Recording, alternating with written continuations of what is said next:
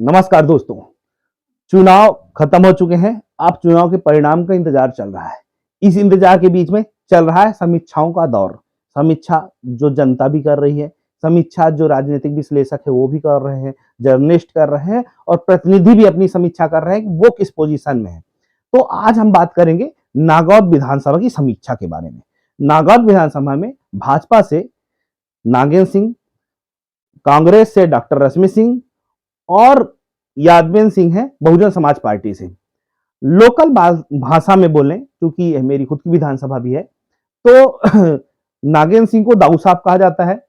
Doctor रश्मि को रश्मि दीदी कह के लोग बुलाते हैं और यादवेंद्र सिंह जी को यादवेंद्र दादा करके बुलाते हैं। तो यादवेंद्र दादा, नागेंद्र सिंह दाऊ साहब और रश्मि दीदी के इन तीनों के मुकाबले में कौन किस पोजीशन में, इसको क्षेत्र वाइज समझते हैं। मुख्यतः 3 सर्किल में नागौद विधानसभा को डिवाइड किया जाता है। एक जो नागौद सर्किल, नागौद का इलाका हो गया, नागौद शहर, फिर साथ में उसके नरसिंहपुर सिंहपुर की तरफ जाने का जो रास्ता है वो, और जसो सलेहा वाला रास्ता, इसको अपन नागौद सर्किल में गिन लेते हैं। दूसरा सर्किल जो होता है वह नागौद से उचेहरा के बीच में, जो इसमें श्यामनगर, कोलगड़ी, लालपुर, अटरा, ये सब गांव आते हैं, बिहटा। और इसके बाद जो तीसरी सर्किल है वह है उचेहरा, उचेहरा से परसमनिया और उचेहरा से भटनमारा, बाबूपुर, बरागड़ौली का इलाका। ये अब हम तीनों सर्किल की 1 बाय 1 समीक्षा करते हैं। पहला जो नागौद सर्किल है उसमें जो लीड रहेगी वो रहेगी बहुजन समाज पार्टी की, अभी तक जो समीक्षा है उसमें यादवेंद्र सिंह दाऊ साहब का यादवेंद्र सिंह दादा का उधर बहुत लंबा प्रभाव है। और जब वो मंडी अध्यक्ष भी रहे, जनपद में भी रहे, विधायक भी रहे, तो उनके पहुंच का इलाका है, उनके गांव के आसपास का इलाका है, इसमें उनमें उस क्षेत्र में उनका अच्छा होल्ड है, अच्छा प्रभाव माना जाता है। वहां से जो लीड बनती दिख रही है वो बहुजन समाज पार्टी की लीड बनती दिख रही है। वहां चूंकि एंटी इनकम्बेंसी थी और कुछ कास्ट वाइज भी वोटें कुशवाहा समाज में और पटेल समाज की, और मुस्लिम चूंकि शहरी क्षेत्र है वहां मुसलमानों की भी अच्छी वोट है, इसलिए वहां दूसरे नंबर की जो पार्टी है वो कांग्रेस है।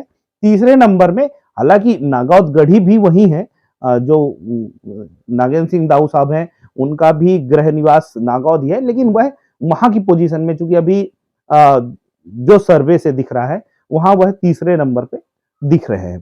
फिर जब वहां से चलते हैं आप श्यामनगर, कोलगड़ी, लालपुर और ये वाला इलाका, यहाँ पे जो प्रभाव है वहां नागेंद्र सिंह दाऊ साहब और रश्मि दीदी का दोनों का प्रभाव जो है वह बराबर का दिखता है, लेकिन जो लीड है वह इन दोनों के बीच ही सिमटेगी। तीसरे नंबर पर यहाँ पे यादवेंद्र दादा रहेंगे, यहाँ पे यादवेंद्र दादा पिछड़ते दिख रहे हैं।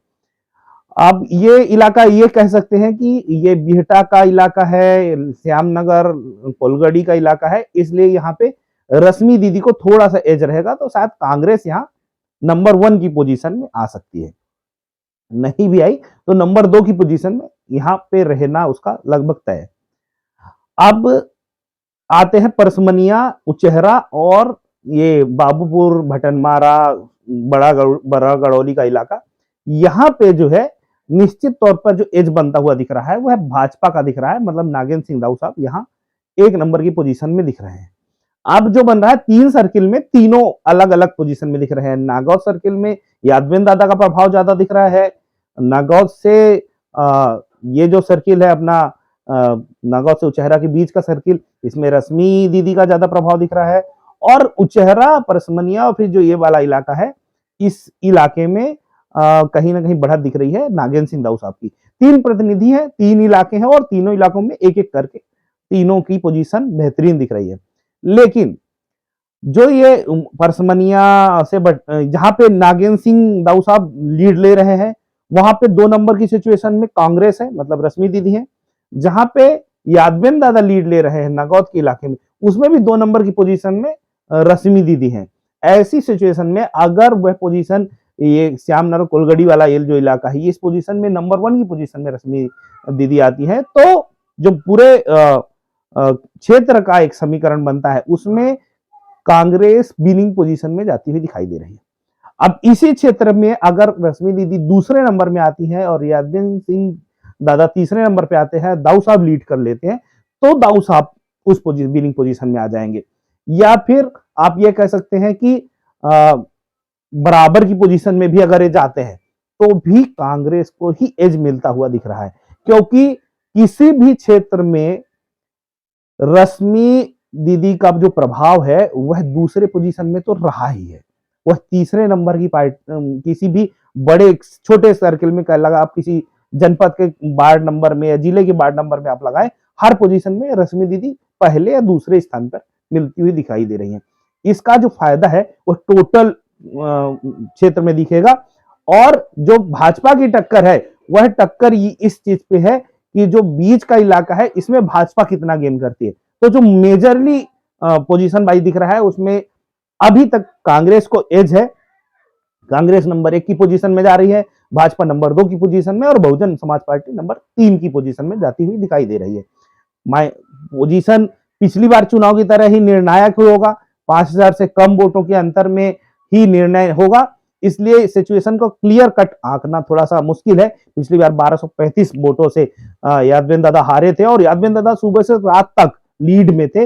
लास्ट की पोजीशन जब उचेहरा सर्किल के आसपास की पोजीशन खेली और उसमें पूरा बल्क वोट जो है वो नागेंद्र सिंह दाऊ साहब को चला गया, जिसके कारण वह विनिंग पोजीशन में आए और चुनाव जीता भी।